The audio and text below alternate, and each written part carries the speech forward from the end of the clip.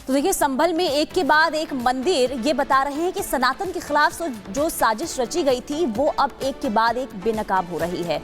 तो मंदिर दफन की जो निशानियां अब एक के बाद एक मिल रही है, ये बता रही है कि साजिश गहरी रची गई थी सनातन के खिलाफ, जो अब चीख चीख कर कह रही है कि अब इस पर से पर्दा उठकर रहेगा। देखिए, संभल, वाराणसी, मुजफ्फरनगर, ये 3 जगहें तो आपने देख ली, लेकिन अब आपको खबर के जरिए, रिपोर्ट के जरिए हमें बताने वाले कि 2 और जिले हैं जहां पर जो कि मुस्लिम बाहुल्य इलाके, और यहां पर भी मंदिरों में ताले लगे हुए हैं।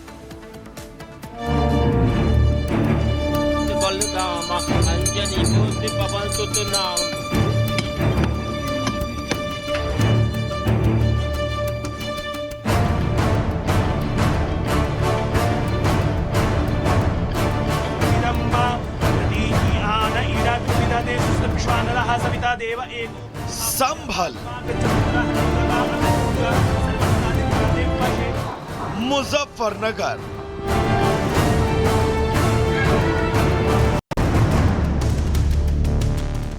वाराणसी,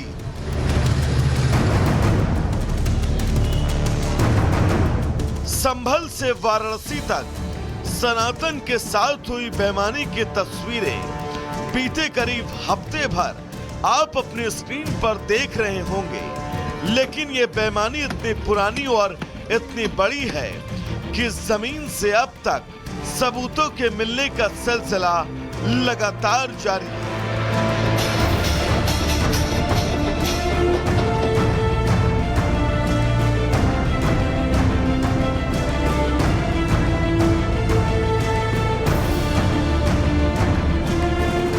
संभल और काशी के बाद अब अलीगढ़ के मुस्लिम बाहुल्य इलाके में 25 साल पुराना मंदिर मिला।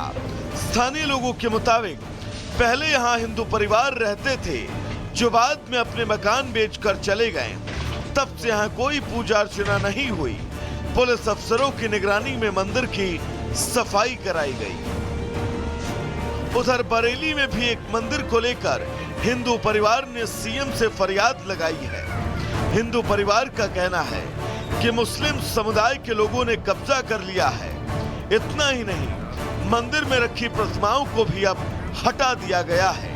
हालांकि मुस्लिम पक्ष का कहना है कि आरोप सरासर गलत है। प्राचीन गंगा माता का मंदिर है, जिसका 1905 का एक सरकारी रजिस्टर्ड उर्दू में दस्तावेज भी है, सारे कागज हैं और नगर निगम में दर्ज भी है। यहाँ गंगा माता का मंदिर हुआ करता था, चांदी के खड़ा हुआ करते थे, वो यहाँ से गायब हैं, मूर्तियाँ गायब हैं। इसके लिए हम कल डीएम साहब से और जिलाधिकारी महोदय से मिलकर इसमें उच्च स्तरीय जांच की मांग करेंगे। हम यहाँ पर चौकीदार हैं, हमारे फादर यहाँ पर चौकीदार हैं सरकारी समिति के, जिसमें खाद है और अभी भी इसमें खाद रिकॉर्ड है। ठीक है, ये सरकारी समिति है जो 1956 से चलती आ रही है इसके अंदर।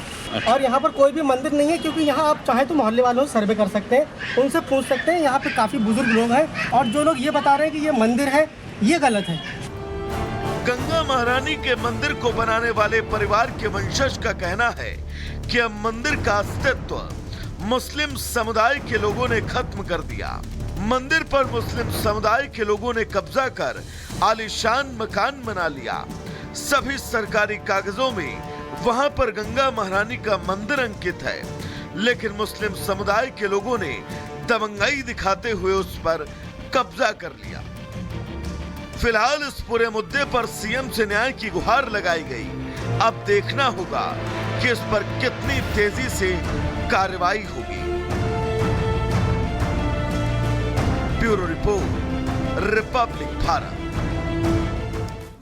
उत्तर प्रदेश के बाद अब बात करेंगे उत्तराखंड की, और उत्तराखंड से खबर है कि जनवरी में अगले साल यूसीसी यानी कि यूनिफॉर्म सिविल कोड जो है वो लागू हो जाएगा, जिसके जरिए बहुत बड़े फैसले किए जाएंगे और ऐसे में जो बुरी प्रथाएं अब तक चली आ रही है वो भी खत्म हो जाएंगी। बिल्कुल, देखिए, मार्च 2022 में जब पुष्कर सिंह धामी ने सत्ता संभाली थी तो यूसीसी लागू करने का उन्होंने सबसे बड़ा फैसला लिया था, और 2025 में अब ये सफल भी साबित होगा। यानी कि सरकार का ये कदम देखने को मिलने वाला है, जिसे लेकर पुष्कर सिंह धामी ने ये कहा है कि हमने होमवर्क पूरा कर लिया है, अब तैयारी है यूसीसी लागू करने की।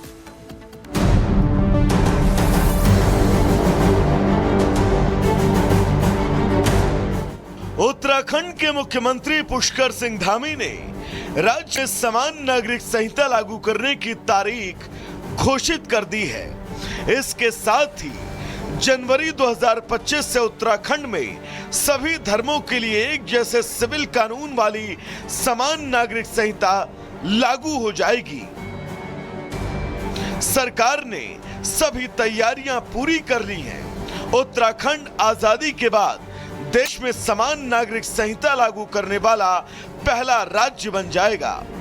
इसके तहत हिंदू, मुस्लिम, सिख और ईसाई समेत सभी समुदायों के लिए विवाह, तलाक, वसीयत और उत्तराधिकारी जैसे मामलों में एक जैसा कानून राज्य में लागू होगा। ये तय किया है कि जनवरी माह में, जनवरी 2025 में पूरी तरफ से हमारे सारे कार्मिक भी, सारी उनकी ट्रेनिंग भी पूरी हो जाएगी, सभी प्रकार की तैयारियां पूरी हो जाएंगी और हम इसको लागू कर देंगे। साल 2022 में प्रदेश में जब धामी सरकार का गठन हुआ था, तब कैबिनेट बैठक में राज्य में यूसीसी को लागू करने के लिए एक विशेष समिति का गठन करने का फैसला लिया गया। इस विशेषज्ञ समिति की अध्यक्षता रिटायर्ड न्यायाधीश रंजना प्रकाश देसाई के साथ 5 सदस्यीय विशेष समिति का गठन किया गया था। विशेषज्ञ समिति ने राज्य सरकार को यूनिफॉर्म सिविल कोड की रिपोर्ट सौंपी। इसके बाद उत्तराखंड विधानसभा में 7 फरवरी 2024 को समान नागरिक संहिता विधेयक 2024 को पारित किया गया। समान नागरिक संहिता विधेयक पर देश के राष्ट्रपति की सहमति मिलने के बाद 12 मार्च 2024 को इसका गजट नोटिफिकेशन भी जारी किया गया। यूनिफॉर्म सिविल कोड लागू करने के लिए एक पोर्टल और मोबाइल ऐप भी तैयार किया गया, जिससे पंजीकरण, अपील आदि समस्त सुविधाएं ऑनलाइन के माध्यम से जनता को उपलब्ध करवाई जा रही हैं। Bureau report, Republic Bharat. तो यूसीसी यानी कि यूनिफॉर्म सिविल कोड, और यूनिफॉर्म सिविल कोड की 10 बड़ी बातें क्या रहने वाली है, सरकार ने ये कदम आखिर क्यों उठाया है, जरा ये समझ लीजिए। देखिए, समाज में बाल विवाह, बहु विवाह और तलाक पर लगाम देखने को मिलने वाला है, यानी कि जब यूसीसी लागू हो जाएगा। किसी भी धर्म की संस्कृति, मान्यता और रीति रिवाज कानून से प्रभावित नहीं होगा। तो यानी कि सबके लिए जो कानून होगा ये एक समान होगा। शादी का रजिस्ट्रेशन अनिवार्य कर दिया जाएगा। इसके अलावा पति पत्नी के जिंदा रहते दूसरी शादी करने पर भी पूरी तरीके से पाबंदी रहने वाली है। सभी धर्मों में शादी की न्यूनतम उम्र लड़कों के लिए 21 और लड़कियों के लिए 18 वर्ष इसमें रहने वाली है। इसके अलावा भी यानी कि 10 बड़ी बातें हम आपको बता रहे हैं कि यूसीसी में क्या रहने वाली है। सभी धर्मों में पति पत्नी को तलाक लेने का समान अधिकार होगा। भेदभाव किसी भी तरीके से नहीं रहने वाला है। सभी धर्म समुदाय में बेटा बेटी को संपत्ति में समान अधिकार मिलने वाला है। ये बड़ी बातें हैं। मुस्लिम समुदाय में प्रचलित हलाला और इद्दत की विवादित प्रथा पर पूरी तरीके से रोक रहने वाली है। संपत्ति पर आधिकारिक के लिए जायज और नाजायज बच्चों में भी भेदभाव नहीं देखने को मिलेगा। लिव इन रिलेशनशिप के लिए भी रजिस्ट्रेशन जरूरी कर दिया जाएगा यूसीसी लागू होने के बाद। यानी कि कोई भी लिव इन में रहता है तो इसके लिए सबसे पहले सरकार को इसकी जानकारी देनी होगी। और अब खबरों में आगे बढ़ते हैं, बात करेंगे उत्तर प्रदेश के कुशीनगर में मदनी मस्जिद है, जिस पर अतिक्रमण यानी कि अवैध निर्माण का आरोप भी यहाँ पर लग रहा है। ये कहा जा रहा है कि जहाँ पर मस्जिद फिलहाल बनाया गया है और मस्जिद के निर्माण को और ज्यादा बढ़ाने के लिए जो जमीन जो है वो हथियाई गई, वो पुलिस स्टेशन की जमीन है और इसके अलावा नगर निगम की जो जमीन है वो भी हथिया ली गई है। ये भी कहा जा रहा है कि इस मस्जिद पर अब बड़ा एक्शन लिया जाएगा, इसको ढाया जा सकता है। पूरी खबर आपको इस रिपोर्ट के जरिए बताते हैं।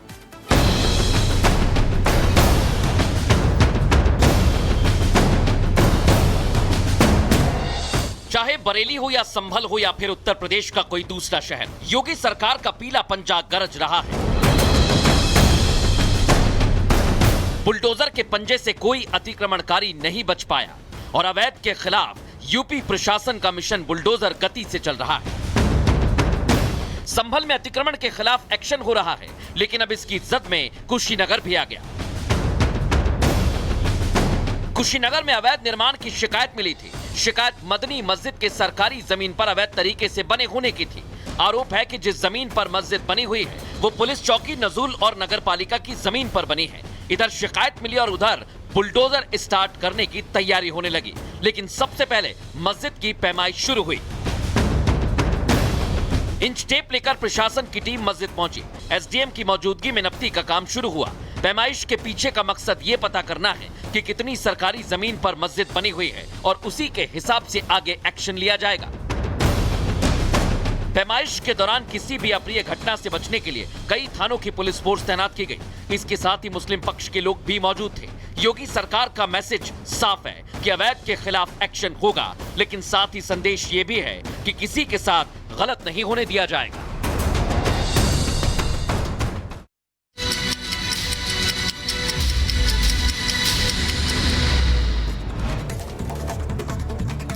मुंबई में गेटवे ऑफ इंडिया के पास डूबी नाव नेवी बोट की टक्कर की पैसेंजर फेरी डूबी और हादसे में 13 लोगों की मौत हो गई। गेटवे ऑफ इंडिया के एलिफेंटा गुफाओं पर जा रही थी नाव।